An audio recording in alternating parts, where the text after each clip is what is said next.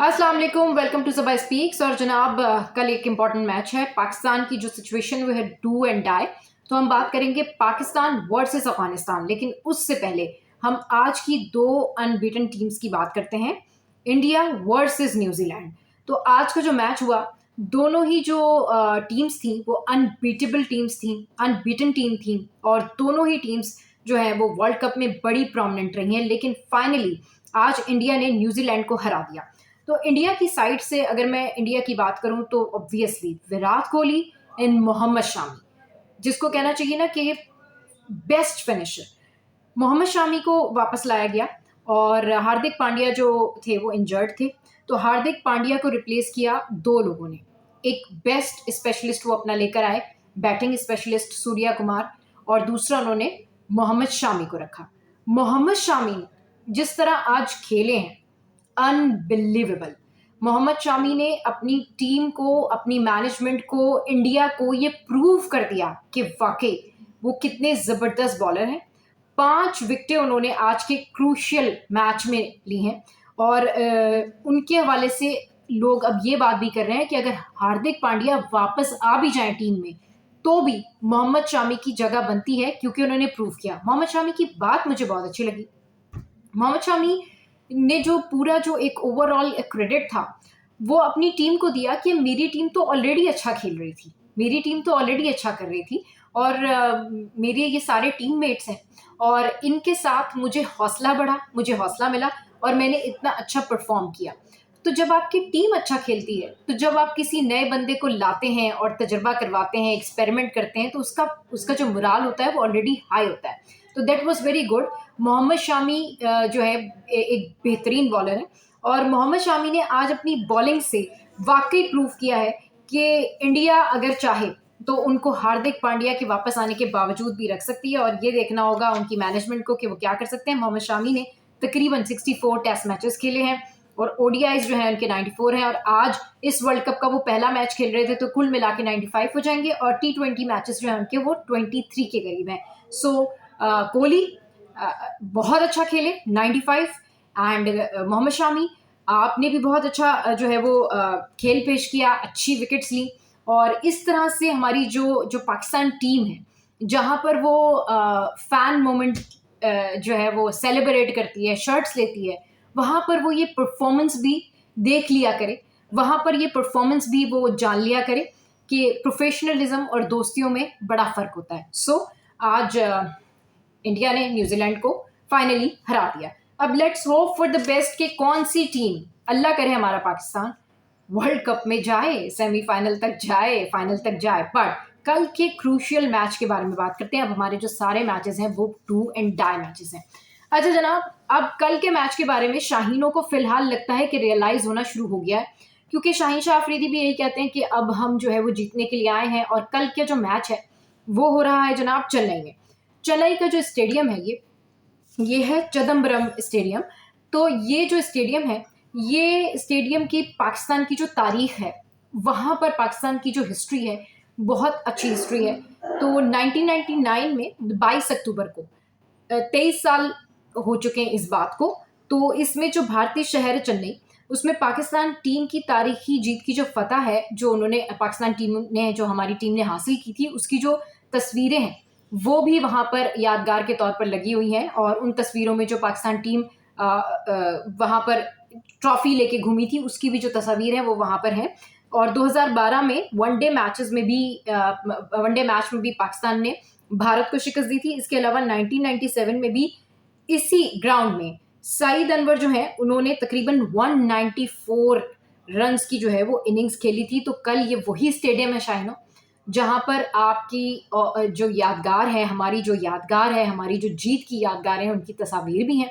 सो कल का मैच बाकी आप लोगों के लिए बहुत क्रूशियल भी है, इंपॉर्टेंट भी है, और डू एंड डाई भी है। अच्छा जनाब, इसी हवाले से मैं आपको बताऊं कि जितने भी हमारे प्लेयर्स को वहां पर जाके बेंगलोर में नज़ला बुखार खांसी हुआ था, वो सब रिकवर हो गए हैं, सिवाय एक प्लेयर के फ़खर जमान जो है वो इंजरी के शिकार हैं, और फ़खर जमान ने आज प्रैक्टिस भी नहीं की। अच्छा, अफगान कोच जो है जोनाथन ट्राउट, उनका भी स्टेटमेंट आ गया, उन्होंने भी बयान दिया है कि भाई हम बैटिंग पे भी तवज्जो देंगे, फास्ट बॉलर भी इन करेंगे, और पाकिस्तान के खिलाफ जो हमारे पिछले रिकॉर्ड्स हैं उन्हें भूल जाएंगे। लेकिन हम जो ताज़ा तरीन हमारे रैकेट्स हैं उसके ऊपर हम ध्यान देंगे। तो उन्होंने कहा कि पाकिस्तान भी मैच जीतने की पूरी कोशिश करेगा और हम भी ये मैच जीतने की पूरी कोशिश करेंगे। इमामुल हक कहते हैं कि जनाब जितने भी तजर्बे किए वो गलत साबित हुए, तजर्बा करने का तो टाइम ही नहीं था, लेकिन बहरहाल वो ये कहते हैं कि जितना सीखना था सीख लिया, अब फाइन ट्यून करने की ज़रूरत है। तो इमामुल हक साहब, ये फाइन ट्यून आप पिछले 4 मैचेस में भी कर लेते तो ज़्यादा बेहतर होता। मतलब डू एंड डाई मैचेस में ही इतनी बड़ी बड़ी बातें याद आती हैं, फाइन ट्यूनिंग याद आती है और 70-80 से मैं आगे नहीं जा पा रहा। कोच से भी आपके बकौल आपने ये डिस्कशन की है, तो अल्लाह करे कल आप 200 तक भी चले जाएं। अच्छा जनाब, उन्होंने कहा जी हमने हम्बन टोटा में स्पिन फ्रेंडली जो कंडीशन थी उसमें अफगानिस्तान को शिकस्त दी थी। तो शिकस्त तो हमारी टीम ने बहुत सारी बड़ी बड़ी टीम्स को भी दी है, लेकिन कल के मैच में मेरे ख्याल में गलती की कोई गुंजाइश ही नहीं है। तो अब तो आप लोगों के पास इतने तजर्बे आपने कर लिए, इंडिया से हार गए, दीगर टीमों से हार गए, तो अब तजर्बे करने का तो टाइम है नहीं। तो अब आपके पास टाइम है परफॉर्मेंस दिखाने का। अब आपको हर मैच में या तो परफॉर्मेंस दिखानी है या फिर हर मैच में इसी तरीके के एक्सक्यूजेस देने हैं। अच्छा जनाब, आज प्रैक्टिस सेशन में भी कई हमारे जो प्लेयर्स थे उन्होंने प्रैक्टिस की और अपनी प्रैक्टिस में उन्होंने हिस्सा भी डाला है।